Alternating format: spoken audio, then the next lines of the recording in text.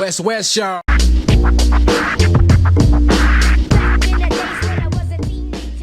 Then, And that was the other problem they had, like, was the transparency. The lack of transparency. And the fact that the public don't really know. Not because they don't know, or want to know, because they don't even know anything. Like that. it's been a huge shift there. There's a massive improvement, and that would not have happened without us. And that's like specific, making requests, fighting it for a couple of years through the ombudsman coming back and saying, no, you have to let this go. I mean, Nick was pretty much relentless on some of those because they were just. It's hard to imagine an organisation that was so unwilling to provide information that it should. And you talked earlier about, the connection with the trust and council, and so obviously council and its organisations are all captured by legislation around what information they have to provide to the public, and the licensing trusts for years would say that they had no obligation to provide any information. It was so there was no means to get the sort of high, that we get the high level financial stuff, but anything beyond that was almost impossible. It was, and for an organisation that talks a lot about transparency, it's quite sort of galling when you can't find out that, and even now, we don't know which of their venues are actually profitable or not. We don't, even if their hospitality business as a whole is profitable or not. It's been an interesting journey, the transparency one. So like there was I sent in a set of information requests in early days, and the CEO at the time was Simon Wickham, and I think their view was that they weren't actually subject to the official information legislation, Legoima, because they were not actually a licensing trust. He worked for the joint venture that manages their business, and their view was that, actually we don't have to answer this. So he was a real asshole, bluntly, and just stonewalled us completely, like to the extent that it's scarcely believable, and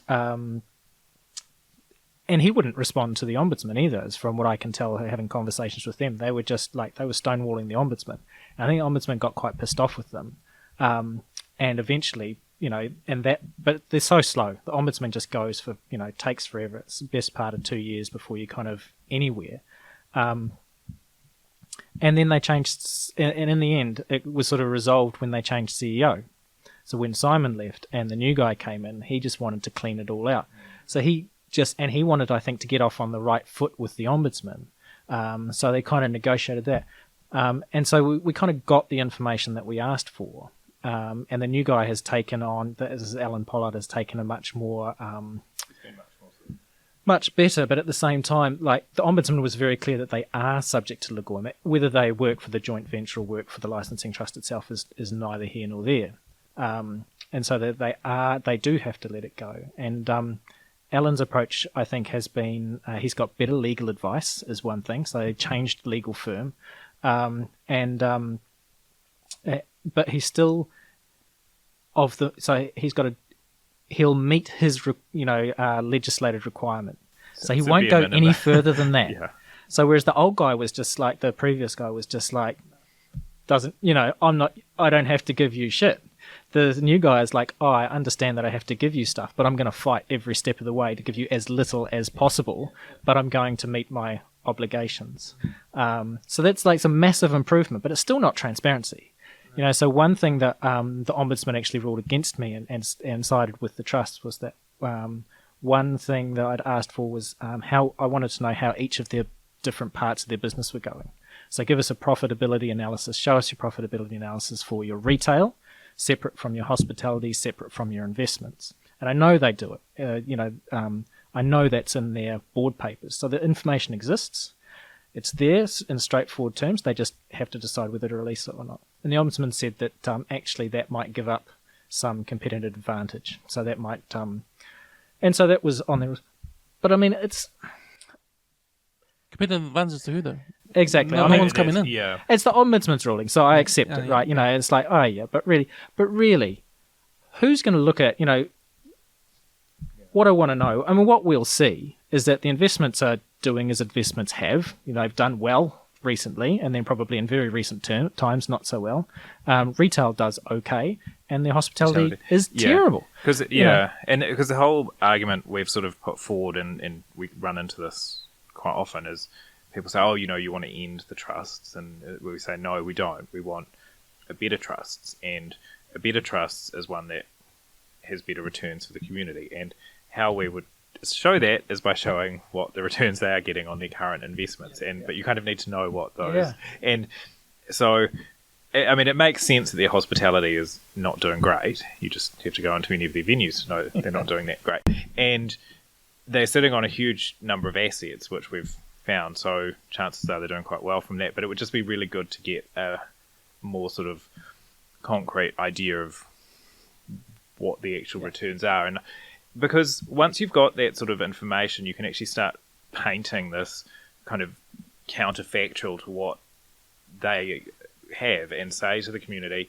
hey, they've got all this money, they've got all these assets, this is what the return could be, this is what they could actually be giving back to West Auckland. Instead of the $1 million a year, West Auckland could be getting like $6 million a year. Yeah, exactly. And we wouldn't be getting, because at the moment they're sort of giving back $1 million a year and spending $10 million on head office expenses, and we could sort of paint an alternate picture and say, well, $9 million of those head office expenses could go, into something else. Like, so we could start having those sort of more detailed conversations with people, because up until now it's been sort of quite hypothetical assessment of their investments. Great to have more sight, and through that, like, so we've got some information, lots more information, but not everything we wanted, and more would be good, and I don't think it would be harmful for them.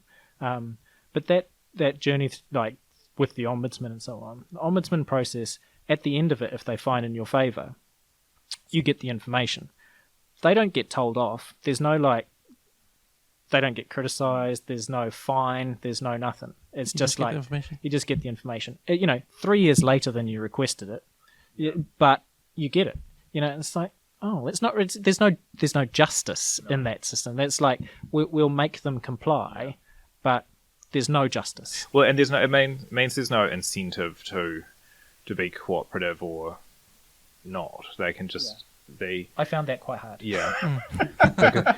because the sort of political fallout for not complying with their obligations is so minimal. Like, the general public really doesn't give a shit. No, if I mean, Nick and I are sitting here talking to you about it, but like most people on the streets are not overly concerned about the trust's obligations. Very occasionally, a journalist is interested, and they'll do a story with and the angle is like, they tried to keep this secret, blah blah blah blah, and that's great. But it's not like but that's the only time. It's not like the cover of the Herald sort of stuff. But having said that, it is actually really important, because the trusts do sit on a big pile of assets, and it is a lot of money. It is important that our elected officials do actually fight for their communities and make sure that these people are actually accountable. And so I know, we can be glib about it, but it is actually really important that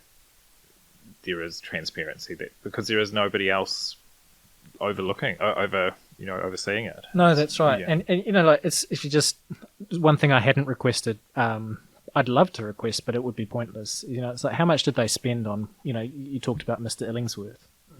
How much did they spend on that? Because that's community money they've put into doing that. And how much has it returned to us? Yeah. That's commercially sensitive to some extent, and you can see that argument, and the Ombudsman would rule that it's commercially sensitive in an instant. But they must have had like a business but it's still case of public interest.